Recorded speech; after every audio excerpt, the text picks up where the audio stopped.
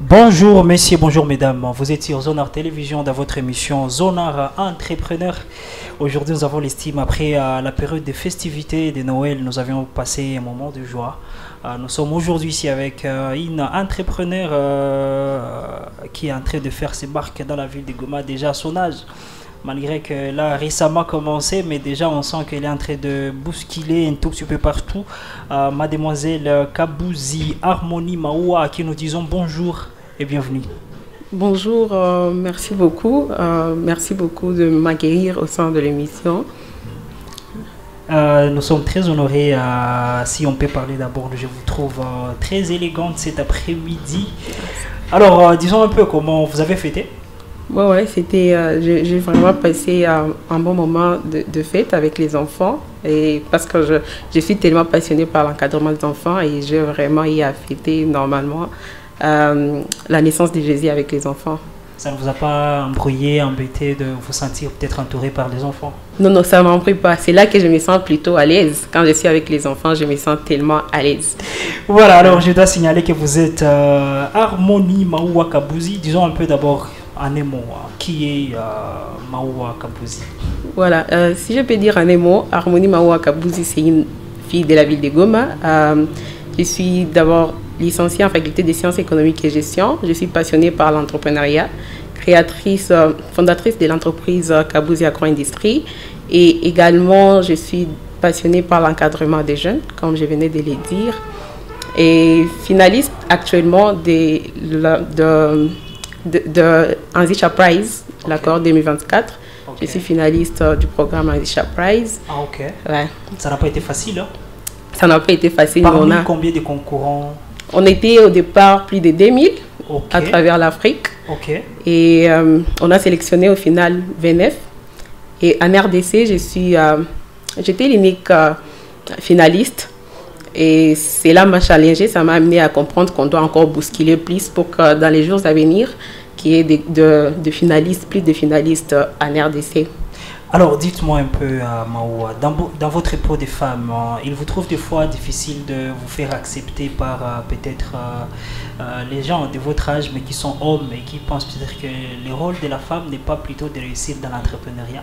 Ouais, ça c'est sûr. C'est aussi parmi aussi les difficultés. Je peux dire honnêtement que c'est parmi les difficultés, les défis de l'entrepreneuriat féminin, où on pense que la femme ne doit pas aussi essayer. On dit que tu n'as pas vraiment à faire grand parce que tu as toutefois intérêt à te marier dans les jours à venir. Alors moi, je me dis toujours que malgré les difficultés, il faut d'abord être à mesure de se connaître sa valeur, connaître aussi pourquoi on est en train de faire ce qu'on est en train de faire. Et cela nous permet de se distinguer et être à mesure de faire de grandes choses. Il vous est un jour arrivé de rompre une relation sérieuse justement parce que l'homme n'a pas été capable d'accepter ou d'assumer ce que vous êtes? Voilà, moi je dis toujours que je ne dois pas essayer un peu de me rabaisser parce que je dois amener à quelqu'un de m'accepter. J'aime bien rester moi-même et amener la personne à m'accepter telle que je suis. Parce que il m'est jamais arrivé, ça c'est sûr. Mais si quelqu'un peut vouloir que je me rabaisse, ou soit que je puisse piétiner mes valeurs pour essayer un peu de donner à cette personne la place, je peux toutefois rompre. Ou abandonner vos rêves entrepreneuriales. Non, ouais, si c'est vrai, parce que c'est quelqu'un qui t'aime, moi je dis toujours, si quelqu'un t'aime, cette personne te veut heureux ou heureuse. Alors, si un homme est en train de vouloir m'amener à abandonner mes rêves entrepreneuriaux, donc il ne m'aime pas réellement. Et je serai prête à rompre si quelqu'un ne parvient pas à m'accompagner dans l'accomplissement de mes rêves. Parce que cette personne sera en train de m'étouffer aussi. Voilà, alors disons un peu, Kabouzi, d'où est venue votre passion de vous retrouver dans l'agroalimentaire? Voilà, surtout je vais commencer par le lobby. Ma passion d'abord pour l'entrepreneuriat, c'est venu premièrement par le fait, c'était suite à ce que je vivais, parce que moi je peux dire honnêtement que je n'ai pas eu à traverser je n'ai pas eu l'enfance difficile, mais à la suite de tout ce que je voyais autour de moi, le pays, tout le monde se lamente que le pays n'avance pas mieux, il y a la conjoncture qui n'est pas bonne, il y a les guerres un peu partout. Alors moi, je m'étais décidée, je me disais que je ne vais plus chercher à savoir qu'est-ce que mon pays peut faire pour moi, mais je vais plutôt chercher à savoir qu'est-ce que je peux faire pour mon pays. Et c'est là que j'ai commencé à réfléchir, qu'est-ce que je peux faire? Et je fais la section sociale au secondaire, aux humanités. Et parce que j'ai vraiment ces soucis d'unir les gens, d'amener les gens à vivre en harmonie, tel que mon nom le dit. Et je fais la section sociale, ça m'a permis de créer des relations avec les gens. Une fois à l'université, je m'étais orientée à l'université pour que je sois à mesure de créer de l'emploi. Je souffrais de voir les gens manquer de l'emploi. Après 5 ans à l'université, tu pars au chômage. Et je suis toujours passionnée par la création de l'emploi et la situation sociale de mon pays. J'aime bien contribuer à l'avancement socio-économique de mon pays. C'est là que je m'étais orientée en faculté des sciences économiques et gestion et j'ai commencé à avoir ces idées d'entreprendre et tout, en participant dans des activités para-académiques, hein, parce que je me disais que je dois aussi être à mesure de me former aussi, à ne pas rester école. Alors, dans une conférence qu'avait organisée les programmes d'accompagnement des étudiants, il y a le pasteur Camille qui avait donné une histoire et cette histoire m'avait tellement bouleversée. Ça m'avait amené à comprendre que des fois, on se sous-estime, mais on est capable de faire quelque chose de grand. Alors, je faisais les jus naturellement à la maison. On faisait une production pour la consommation familiale. Et après, je dis, pourquoi ne pas essayer? Pourquoi ne pas faire ceci une activité génératrice de revenus? Et c'est là que j'ai commencé à faire le jus pour commercialiser. Et j'ai vu combien les gens ont apprécié le produit. Et je me suis dit, non, je vais me lancer dans l'entrepreneuriat. Je vais commencer par ici pour que je sois à mesure d'arriver là que je suis en train d'aller, créer de l'emploi, être financièrement indépendante et atteindre mes rêves qui sont plus humanitaires, d'assistance des enfants, parce que moi, je vais bien voir un jour mon pays avec 0 enfant dans la rue. C'est pour cela que je me bats et tout, et j'entreprends pour que je sois à mesure aussi de financer ces projets. Donc, on peut dire que c'est monsieur Camille Toto qui a influencé votre carrière entrepreneuriale. Bon, je dirais ainsi, en passant par le programme d'accompagnement des étudiants qui... Initié par... Le programme d'accompagnement des étudiants, ça existe à l'ILPGL. Okay. Il y a, je ne sais vraiment pas trop l'initiateur, mais je sais qu'il y a Prosper, je sais quelques figures qui ont vraiment intervenu dans la création de ces programmes. Alors, je dois signaler que votre entreprise, c'est Kabouzi Agro Business. Pourquoi ce choix? Kabouzi Agro Industrie. Ah, Kabouzi Agro Industrie. Voilà. Pourquoi Kabouzi Agro Industrie? Bon, j'ai dit Kabouzi Agro Industrie, pourquoi? Parce que Kabouzi, d'abord, c'est le nom de ma famille. Okay. C'est le nom de ma famille. Quand j'ai eu à comprendre l'histoire de Kabouzi, qui est mon arrière-grand-père, il a aussi travaillé dans l'honnêteté, dans la transparence et dans la transparence, étant crédible auprès de... Parce qu'il a travaillé dans la famille royale. Il était travailleur. Et parmi tant d'autres, il était honnête. Et c'est là que venait ce nom pour dire Kakondo. Bon, c'est genre un agneau au mouton, parce qu'on a dit qu'on aimerait bien... on a surnommé ce nom « Vive son honnêteté ». Alors moi, je me disais, quand j'ai commencé à entreprendre, j'ai dit que je prends ce nom parce que j'aimerais aussi être honnête, être intègre dans ce que je ferais et que je ne sois plus que je sois à mesure de sortir dans les cadres du travail, parce que lui, il était travailleur, mais que je sois à mesure d'être aussi dans la famille royale, que je sois à mesure de créer de l'emploi et aider d'autres personnes à avancer. Il ne vous est jamais arrivé un jour de tromper pour attirer la faveur auprès de gens peut-être qui vous écoutent? Donc, moi, je vais dire, pour être honnête, parce que dans l'entrepreneuriat, souvent, il arrive peut-être de ne pas être honnête. Hein, mais moi, de mon côté, je n'arrive pas vraiment à tromper pour avoir la faveur de quelqu'un. Parce que moi, je dis toujours que la vérité finit par triompher. Si tu y arrives à tromper pour avoir la faveur de quelqu'un, c'est la vérité qui va amener à sorte que tu puisses perdre encore cette faveur. Alors moi, je dis toujours que la transparence, c'est tellement important. C'est pourquoi j'avais choisi ces noms, pour que ça puisse toujours me rappeler de l'histoire de mon arrière-grand-père qui a si travaillé dans la crédibilité, l'honnêteté, la transparence, et que moi-même, je sois à mesure de faire ainsi pour arriver au sommet. Alors, disons un peu à vos débuts, vous êtes femme trop jeune. J'imagine que vous avez commencé étant trop jeune d'ailleurs, sans une très grande expérience. Est-ce qu'on peut avoir une idée des défis, difficultés auxquels vous avez dû faire face au tout début de votre carrière entrepreneuriale, surtout à la création de cette jeune entreprise? Oui, certainement, j'ai eu à faire face à des difficultés énormes. C'est sûr, parce qu'entreprendre toujours... Surtout en tant que femme. En tant que femme et encore à l'université, parce que j'ai commencé l'entrepreneuriat étant encore à l'université. Et c'était pas toujours facile, parce que je devrais manager, gérer les études et aussi le business. C'était pas toujours facile. Mais j'ai eu à rencontrer des difficultés parmi tant d'autres. La première difficulté que j'ai rencontrée, c'est le fait de ne pas être acceptée. Parce que quand je viens proposer mon produit, quelqu'un pense qu'au-delà de proposer mon produit, je viens aussi me vendre. Au-delà de vendre ton produit en tant que femme, tu es en train aussi de vendre tes charmes. C'est là m'a challengé, c'est là m'a bousculé. Et c'est là qu'est venue l'idée de mon programme Ninaweza. Pour que je sois à mesure de faire comprendre aux hommes, à tout le monde, que même si je suis femme, je suis à mesure. Ninaweza, c'est en swahili, mais en français, c'est je peux. Je peux travailler dans la transparence, l'honnêteté, gardant mes valeurs et atteindre mes objectifs. Et c'est là que j'ai commencé ces programmes qui forment et informent les femmes. Et dans les cas d'entrepreneuriat, dans les cas général, pour les amener à comprendre que même si tu es femme, tu es capable de travailler, d'utiliser ta tête et atteindre le sommet sans pour autant passer par les lits d'un homme, sans pour autant utiliser ton corps, sans pour autant utiliser tes charmes et arriver au sommet. Et sans mentir surtout. Sans mentir surtout, ouais. Surtout. Alors, vous vous êtes retrouvé finaliste, comme vous l'avez dit au départ, dans un concours continental qui a rassemblé beaucoup d'autres jeunes entrepreneurs du continent africain.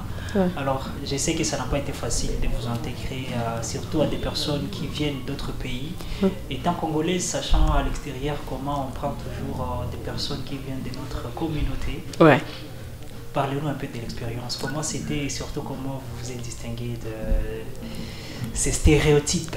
D'accord. Je disais, je suis finaliste au programme Anzisha Prize de la cohorte 2024. Certainement, ce n'était pas facile. J'ai rencontré le programme en 2023. J'étais dans les critères parce qu'il fallait avoir 22 ans, avoir 15 à 22 ans. C'est un programme qui encourage le tout petit jeune entrepreneur, enfin les jeunes entrepreneurs. Et c'est pourquoi j'étais en train d'encourager les gens de se lancer. Si tu as une idée d'entreprise, de te lancer étant encore à l'université, étant encore au lycée. Alors, j'ai rencontré ces programmes dans ce sens. J'ai postulé comme tout le monde. On m'avait une amie, Vanessa Chumbouchou, qui je remercie en passant. Elle m'avait juste partagé les liens et j'avais postulé comme tout le monde. Parce que moi, je dis toujours que l'unique manière d'échouer, c'est de n'avoir jamais essayé. Voilà. Moi, je me disais, je vais essayer, je vais postuler parce que j'avais déjà mon entreprise.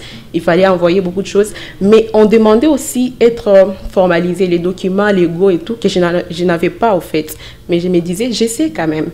Alors, après avoir essayé, moi, j'ai dit aussi, ce qui m'a aidé, c'est aussi le fait d'être courageuse.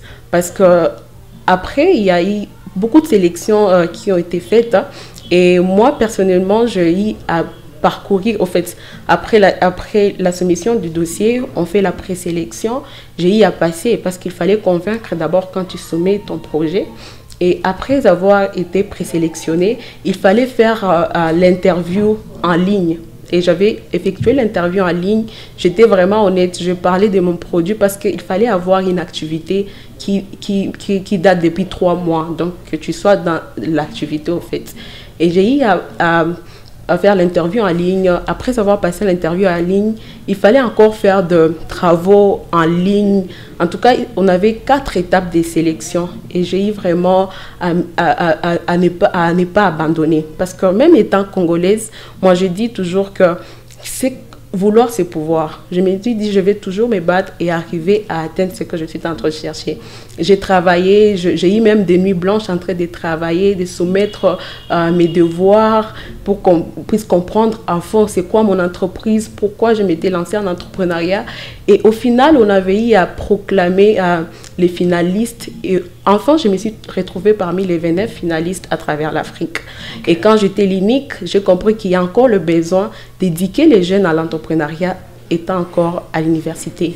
Et c'est ça, c'est ce qui me met toujours à faire la continuité de ces programmes des cercles des étudiants entrepreneurs qui accompagnent et aident les étudiants à entreprendre étant encore à l'université.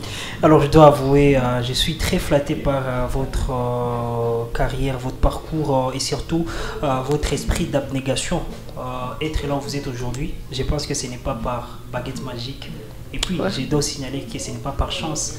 Pour les gens qui ont essayé, ils comprennent déjà, ils connaissent déjà que arriver au sommet, ce n'est pas parce qu'il y a un hélicoptère qui est venu vous prendre et vous y faire arriver. Ça demande de temps en temps du courage. Alors, parlons un peu de vos produits des Kabouzi Agro-Industrie.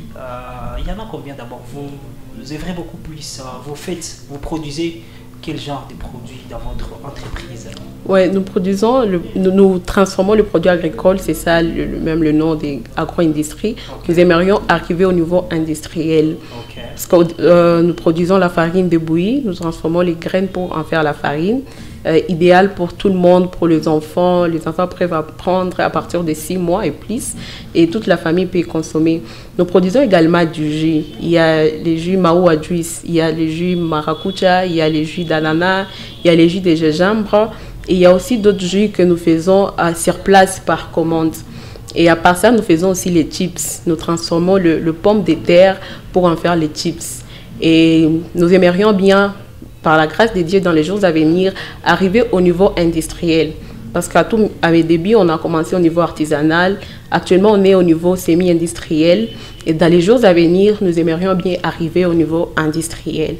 Dites-moi un peu, comment vous parvenez à gérer l'approvisionnement en matière première de vos produits?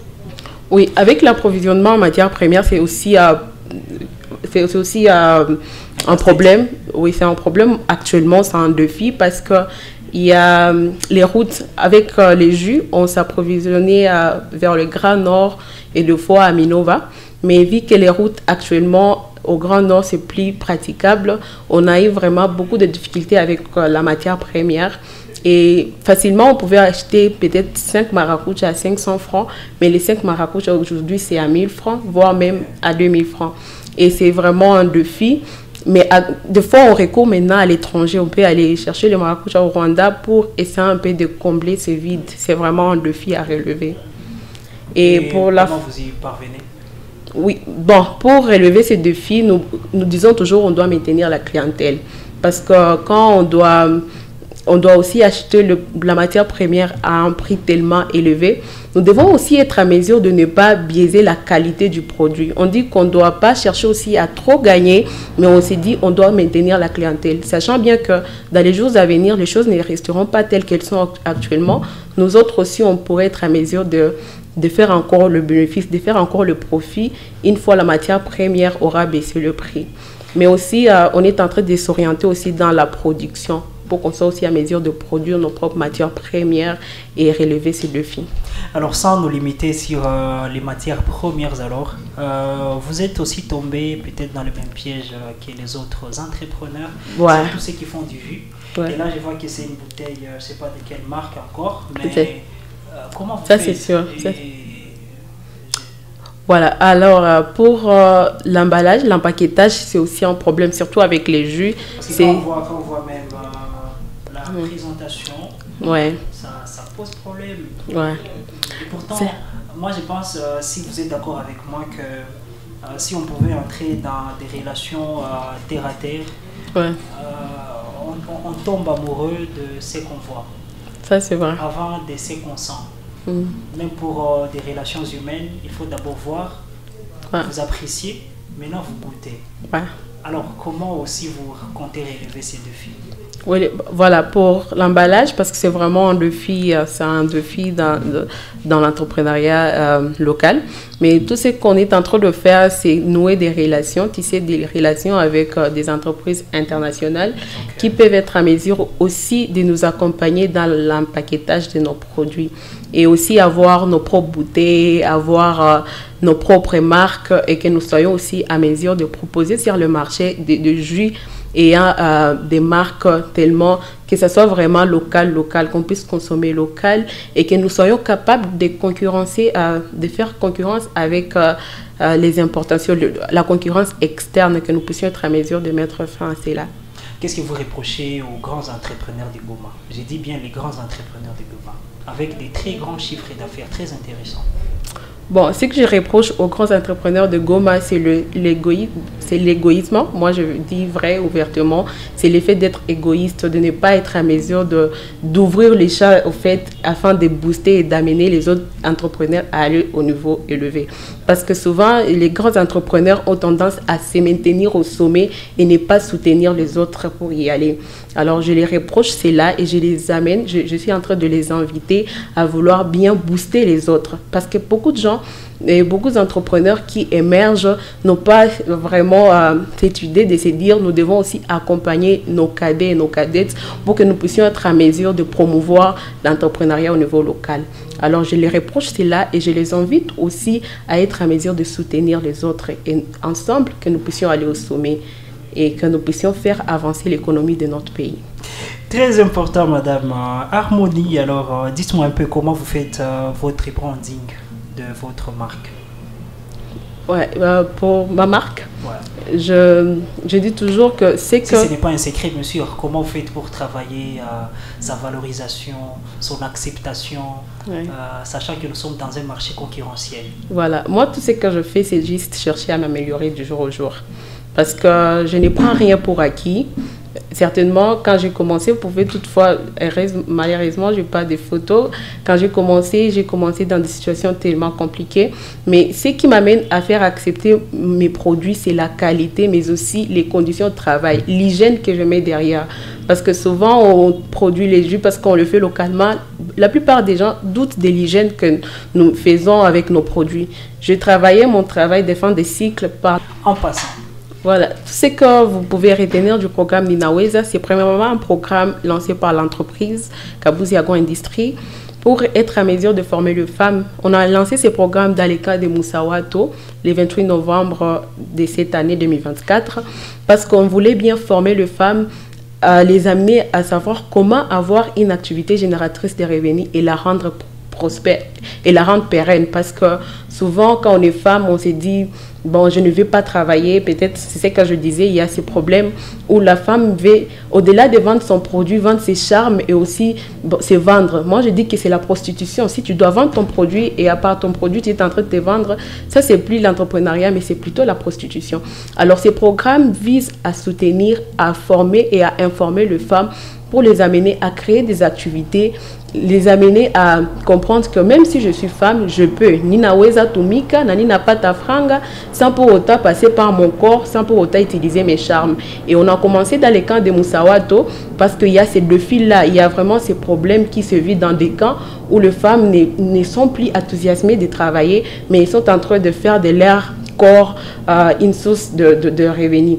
Alors, on aimerait bien les amener à comprendre que ce n'est pas votre corps qui doit vous amener à trouver l'argent, mais vous pouvez aussi être en mesure de réfléchir, utiliser vos mains, utiliser vos compétences et avoir l'argent. Et c'est pourquoi on a dit Ninaweza, pour que la femme s'estime et amène à se faire estimer. Alors, chères femmes, vous avez écouté les programmes. Croyez en vous, croyez en vos potentiels, croyez en vos capacités, parce que vous pouvez. Hein, Ninaweza, vous pouvez, c'est juste un terme local, mais pour les gens qui ne parlent pas Swahili, c'est juste que vous le pouvez. Quoi que vous soyez, où que vous soyez, sachez tout simplement que vous les pouvez avec le programme Ninaweza de Harmonie Maoua Kabuzi. Alors, pour les gens qui aimeraient bien vous accompagner ou peut-être acheter, parce qu'on ne peut pas vous accompagner sans acheter de vos produits, où est-ce qu'on peut vous trouver? Vous avez des adresses physiques à Goma? Oui, on a l'adresse physique à Goma. Si vous aimeriez bien vous procurer de nos produits, nous sommes au campus Moïse, parce que nous sommes... en face du campus Moïse. Il y a une boutique en face du campus Moïse, juste à côté de la RAO FM, et c'est là qu'il y a notre point de vente.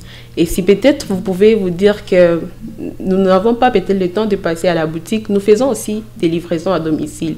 Vous pouvez toutefois nous contacter, je vais donner les numéros, au 09 9 30 92 338. 09 9 30 92 338 ou soit au 099 17 35 711. Alors, si ce n'est pas trop demandé, à combien cette bouteille déjà du jus? La bouteille du jus, normalement, on donne ça à 1200 francs. Ok. Ouais. Okay. C'est le prix des gros. C'est le prix des gros parce qu'on donne à 24 bouteilles par box. On emballe 24 bouteilles. Et par box, on donne 11 dollars. Si on doit faire la livraison à domicile, on donne à 12 dollars. Dites-moi, où est-ce que vous voyez dans 5 ans? Dans 5 ans, en tout cas, personnellement, je vais dire, je reviendrai ici pour l'affirmer. Je vois Harmonie Maoua être propriétaire d'une entreprise étant à l'échelle industrielle. Parce qu'aujourd'hui, on est au niveau semi-industriel, mais nous aimerions bien, dans 5 ans, arriver au niveau industriel. Mais, ouais. Et à part ça, je vais bien, parce qu'aujourd'hui, on accompagne 4 enfants dans les cadres de l'éducation. Dans les cadres, comme je disais, j'entreprends pour être à mesure de contribuer à lutter contre le phénomène enfant de la rue, genre le phénomène Maïbobo.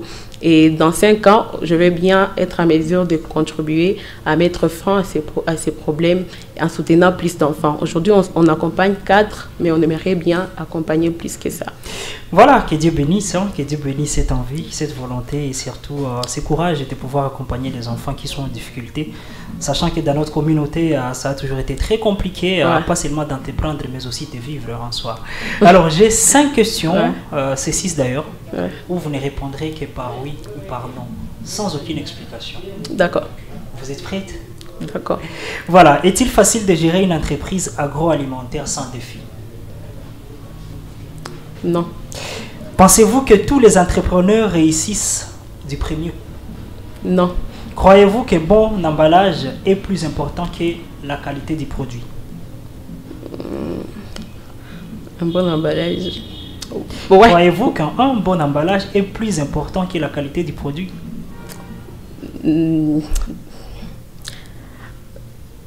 J'aimerais m'expliquer, mais c'est non.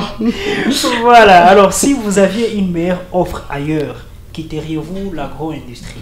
Non. Diriez-vous que la qualité de vos produits est meilleure que celle de vos concurrents? Ouais. Seriez-vous prête à arrêter un produit phare si cela permettait d'en lancer un plus innovant? Pardon? Seriez-vous prête d'arrêter un produit phare parmi ce que vous avez si cela permettrait d'en lancer alors un autre plus innovant? Ouais. Alors, c'était mes 6 questions. Je pense que vous avez très bien trouvé. Très intéressant. Alors, on sera en train d'échanger avec vous, Madame Harmonie. J'ai trop apprécié votre courage, votre perspicacité. Alors, dites-moi un peu quel conseil vous donneriez à d'autres jeunes entrepreneurs, surtout des jeunes filles qui hésitent peut-être de se lancer, disant que bon, voilà, moi j'attends mes 25 ans pour me marier. Voilà, ok. Ce que je donnerais comme conseil à tous les entrepreneurs, je dirais que entreprendre, certainement, c'est très important lorsqu'on sait d'abord notre valeur. Il est important d'abord de savoir pourquoi je vais entreprendre. Et à part la connaissance du pourquoi, il est aussi important de ne pas avoir peur de l'échec. Parce que le fait d'avoir peur de l'échec nous décourage et ne nous permet pas de nous lancer. Et ce qui est encore important à savoir, comme je sais que je peux donner comme conseil, c'est être courageux. Le courage finit toujours par payer quand on se décide de ne pas abandonner. Donc, il faut être courageux et aussi être patient. Accepter de suivre le processus. Beaucoup de gens échouent dans l'entrepreneuriat parce que tu veux aujourd'hui commencer et demain réussir. Alors, il est important d'être patient et savoir que ensemble, nous pouvons être à mesure de contribuer à l'avancement de notre pays. Alors, en tant que femme, je suis en train de dire aux femmes que c'est important de savoir qu'on est aussi à mesure d'apporter la pierre à l'édifice. On ne doit pas toujours nous limiter à l'idée du mariage. Le mariage, c'est bien, mais c'est aussi parmi le processus de la vie. Ce n'est pas la finalité. Tu dois aussi être à mesure de faire en plus et d'apporter en plus dans la communauté. En entrepreneuriat, soit dans le monde professionnel, au travail, tout. Voilà, c'est par ces mots que nous serons en train de chuter. Les mariages, c'est bien, mais ça fait partie du processus de la vie. Il y a tant d'autres que vous allez rencontrer dans la vie. Mesdames, Messieurs, c'était Kabouzi Maoua Harmonie que vous avez entendu, que vous avez suivi avec attention, qui est aujourd'hui finaliste dans un concours continental de tous les jeunes entrepreneurs africains. Et là, représenter valablement la République démocratique du Congo, une fierté de la ville de Goma. Je pense que très bientôt, après 5 ans, il pourra venir ici avec une affirmation comme étant à la tête d'une grande entreprise au niveau industriel. Alors, j'étais Moïse Itego à la présentation de cette émission. Je vous dis merci beaucoup pour tous qui avaient suivi cette émission. Merci beaucoup à ingénieur Alphonse Biragui, merci beaucoup à Calvin Moulungu d'avoir facilité cette émission.